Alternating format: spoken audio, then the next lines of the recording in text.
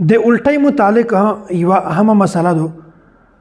ډېر زیات خلک د دغه مسالې پوښتنه کو که چاته الټۍ راغله د رژې په حالت کې آیا دغه رژه ماتیږي او که نه. دغه دوه صورتونه دي. یو صورت دا دی چې که چاته د بیماري د وجې نه یا د بل څه وجې نه الټۍ روشي، خپله روشي الټۍ د بیماري وجې نه وي یا بله څه وجه وي، نو دا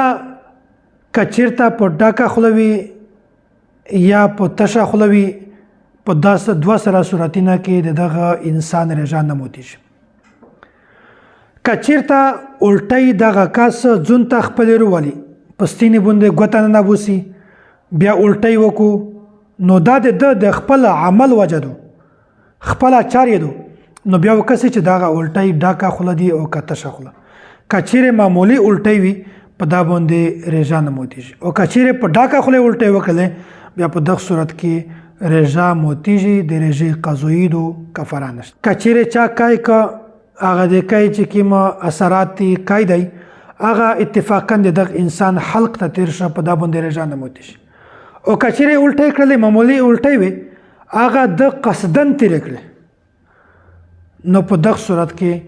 د یغ سړي رژه موته شوله، په یغ باندې د رژې قضایي شته، کفاره نشته. او داسې که چاته الټۍ راغللې په انا بعد دغه دا سوچ وکړه چې متخوص الټۍ راغلې د مخ رژه موته شوله، بیا په هغه نه بعد قصدن خوراک وکړه، قصدن یې تشوک وکړه، نو په دغه صورت کې دغه سړي رژه موته شوله، په دغه باندې صرف د رژې قضایي ده، د رژې کفاره نشته. د ځینې خلک غوښې نه خراب وي، د چا په غوښ کې غور وي یا د چا داسې مزاج وي چې هغه لږ کې تشه وخوري هغه یې په غوښینه کې بند شي. نو که چیرې څوک د خپلې ژبې په مدد سره هغه د غوښینه ذرات وباسي، بیا هغه په خوله کې دننه وي هغه حلق ته تیر کو وی خوري، نو که څه وي چې دغه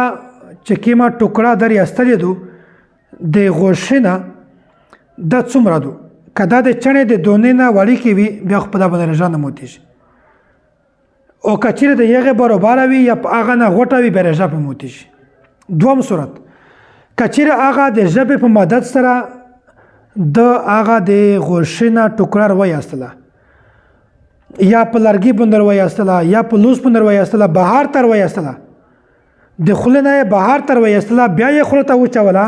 نو دا که د چڼې د ذرې نه کمه ویلې نه وي په دا باندې رژه ماتیږي. د چا په خوله کې که دونې وي یا زخم و چې هغه لیاړې او وینه دا سره ګډ شي، که چیرې داس وه چې هغه وینه معمولی وي، لږکې وي، د یغې خوند په حلق کې محسوس نشي، هغه مسله تېره ده چې په باندې رژه نه ماتیږي. که چیرې لیاړې کمې وي هغه وینه زیاته وه او د یغې خوند په حلق کې محسوسېده،